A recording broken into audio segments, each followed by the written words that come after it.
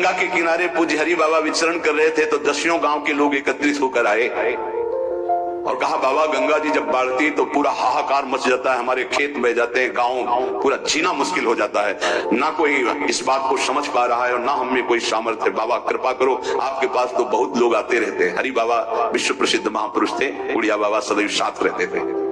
अनूप शहर हरि बाबा ने सबकी करुण पुकार सुनी तो बाबा ने कहा, हाँ हमारे पास एक बहुत बड़ा पावर है, नाम। सुनो, सबको साथ देना पड़ेगा। क्या? बोले बालू का बांध बांधेंगे। हमारे पास पैसा नहीं, हमारा कोई सहयोग नहीं, तो हम बालू का बांध। तो बोले बालू का बांध गंगा जी। बोले जहां नाम जप करके तसला रख दोगे बालू का, गंगा जी चाहे जितनी बाढ़े उसको काट नहीं सकती। तो जानते हो अब तो बहुत बड़ा बांध बना हुआ है, उसको हरि बाबा बांध से ही कहते हैं, हरि बाबा के नाम से ही बांध। पर बाबा ने पहला बांध जानते हो काहे को बनवाया? बालू का। भर भर के बालू, नाम उच्चारण हो रहा है, हरे कृष्ण हरे कृष्ण, बाबा ये कीर्तन करवाते थे। और ऐसे तसला हावड़े में भरा जा रहा है, कृष्ण कृष्ण कृष्ण, और रखा जाता कृष्ण। बोले गंगा जी की सामर्थ्य नहीं कि काट दे। ऐसा ही हुआ, गंगा जी बहुत बढ़ी, पर दिशा बदल दी, बांध का स्पर्श ही नहीं हुआ। और आगे चलकर जब पता चला कि बाबा ने ऐसा बांध, तो फिर सब मिलकर सरकार ने भी बहुत सुंदर बांध बना हुआ है और वहां आज भी कीर्तन अखंड चलता रहता है। बहुत बड़े बड़े महापुरुष वहां बैठ करके साधन भजन भी किए।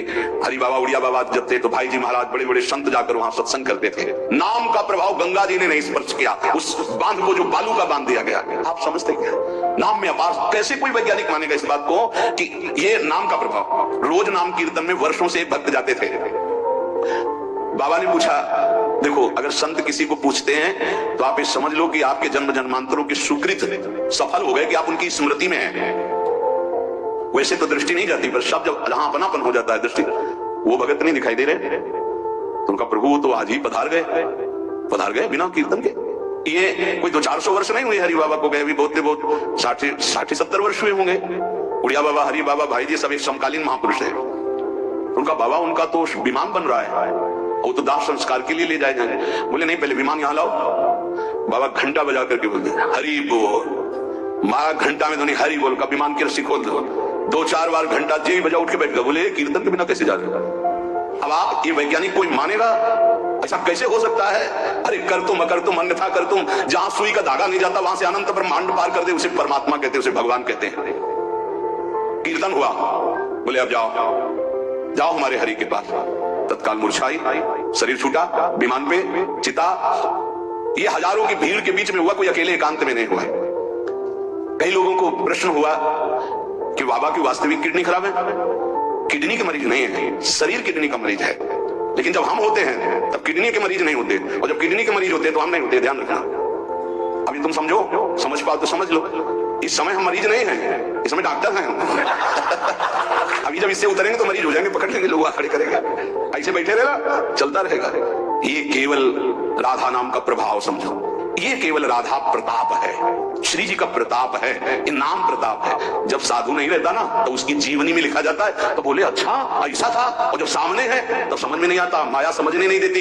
यही माया का है कि जब तक श्री कृष्ण चंद्र अपने परिकर में रहे द्वारिकापुरी में, तो जल्दी कोई जान ही नहीं पाया कि ये द्वारिकाधीश बने हुए अनंत ब्रह्मांडों के स्वामी हैं।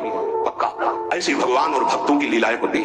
सच्ची कह रहा हूं, हमारी कोई महिमा नहीं, राधा प्रताप है कि कैसी भी परिस्थिति हो ये जस गवाना ये उनके प्रताप से। कौन सा ऐसा सर्व रोगापशमनम सर्वोपद्रव नाशनम शांति प्रदम सर्वरिष्टानाम हरे नामानुकीर्तनम। कोई भी अरिष्ट ग्रह नक्षत्र भूत प्रेत, लोग कहते हैं हमारे घरों में बाहरी चक्कर है, 1 घंटा का नाम कीर्तन करवाओ, कोई चक्कर रह जाए तो बताना। नाम कीर्तन नहीं करवाओगे, पक्का हमें पता है। इसमें श्रद्धा हो सकती है तुम्हारी के ले जाओ ये गाड़ देना घर में, लेकिन नाम कीर्तन जो लोक परलोक सर्व पाप का नाश करने वाला, नाम संकीर्तनम जिससे सर्व पाप प्रणाशनम, जहां तक नाम कीर्तन जाएगा वहां तक सबका मंगल होगा। मीरा जी को एक भूतिया घर में रखा गया कि अब ऐसे नहीं मरी तो यहाँ तो भूत ही मार डालेंगे।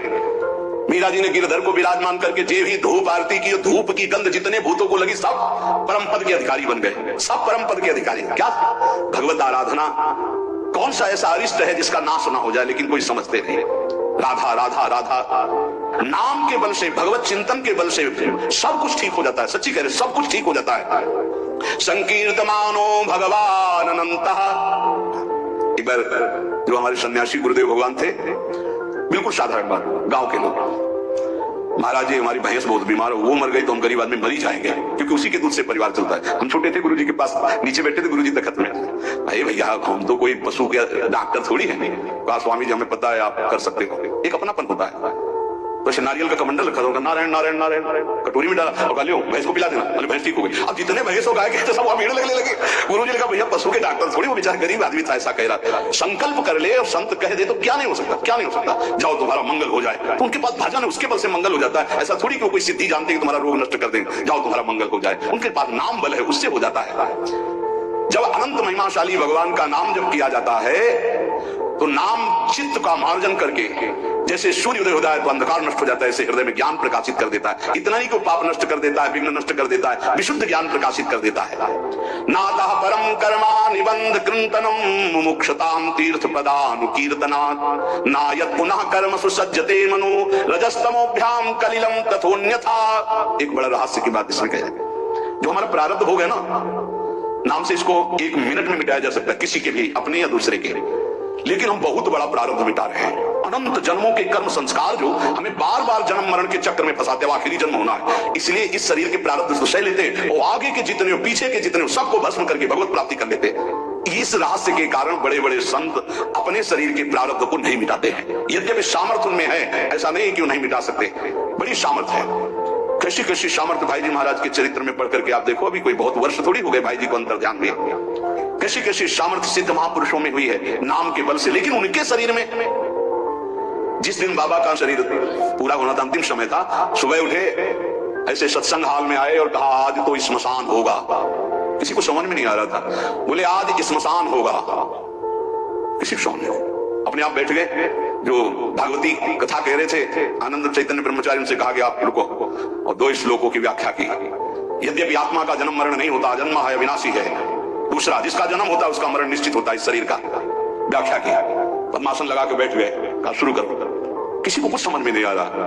5 मिनट बाद ही घटना घटती है। आश्रम में ही रहने वाला ठाकुरदास या भगवान दास, जो भी उसका नाम हो, ऐसे नाम था, वो आया और कहा मोर पंख से नहीं तुम्हें। वो गया और बड़ा सा लेकर, जिससे चारा काटा जाता है, 6-6 इंच के घाव बाबा के हो गए। इतनी रफ्तार से मारा कि पूरी सभा लगी थी। पार्षदों को तो कुछ होश ही नहीं कि हो क्या रहा। सामने बुढ़िया माई बैठी थी, वो दौड़ गई और ऐसे पकड़, बुढ़िया माई उसको ऐसे पकड़ लिया। तब पकड़ते पकड़ते भी 5-6 गड़ा से बाबा के फव्वारे खून के से आखिरी बाबा के मुख से निकला ओ शाम। हृदय विदीर्ण हो गया कि अरे ये क्या लीला, क्या वो जान नहीं रहे थे कि ये होने वाला है। पूज्य स्वामी श्री मग्नानंद सरस्वती जी महाराज हमने बताया है, सुबह बैठे और क्या सुनो, जैसे शरीर हमारा छूटे ना, देखो ऐसा बॉक्स जैसा बनाना, और उसमें पधराते समय सोचना कि भगवान विष्णु अपनी शेषशैया पर शयन करने जा रहे हैं और गंगा में प्रवाहित कर देना। अच्छा भाई, तो तुम लोगों में कौन कौन हमारे साथ चलेगा? अपने शिष्यों से कहा। तो सबसे बड़े शिष्य शिवानंद स्वामी थे। तो उनका सरकार जहां आप हो, हम बोले नहीं, तुम विज्ञ हो, समस्त हमारा आंतरिक ज्ञान तुम्हें प्राप्त हो चुका है, तुम जन समुदाय को ज्ञान प्रदान करोगे। और कौन कौन चलेगा? 10 लोगों ने कहा कि आपके साथ ही हम चलेंगे। ये किसी को पता नहीं था कि आज ही घटना घटने वाली है। ठीक है। ठीक 2 बजे बाबा सरकार लघु शंका के लिए निकलते थे आश्रम से हटकर, फिर आश्रम में बैठ जाते थे। जीवी लघु शंका के निकले तो एक बावरा आदमी जो वही आश्रम में ही आकर के टिका था, सबको लगता था ये कुछ खतरा पैदा करेगा। वो गांजा पीता था, कुल्हाड़ रखता था साथ। बाबा सरकार रोज अपने भोग से दूध उसे पिलाते थे। जीवी लघु शंका को निकले 8-10 कुल्हाड़ ऐसे महापुरुष के जो अस्त्र मात्र हो रहे शरीरा, योग के पुंज एक ही समय में कई जगह पाए गए। ऐसे सिद्ध महापुरुष मग्नानंद सरस्वती जी महाराज एक ही समय में कई जगह पाए गए। बाबा सरकार लहू लुहान हो गया, आए उस स्थिति में सब अधकटे अंग सिद्धासन में बैठ गए। वो पीछे आया और जिन 10 लोगों ने कहा था साथ चलेंगे, सबको मार के, और जिन लोगों को बाबा सरकार ने कहा था नहीं, एक भी खरोच उनके शरीर में नहीं आई और भाग गया। मानो काल ही ऐसे, उनको पता था। ऐसा नहीं कि भजनानंदी महापुरुषों को पता नहीं होता कि अब क्या होने वाला है, पर वो भगवान के रहस्य को वैसे ही रखते हैं जैसा भगवान चाहते हैं।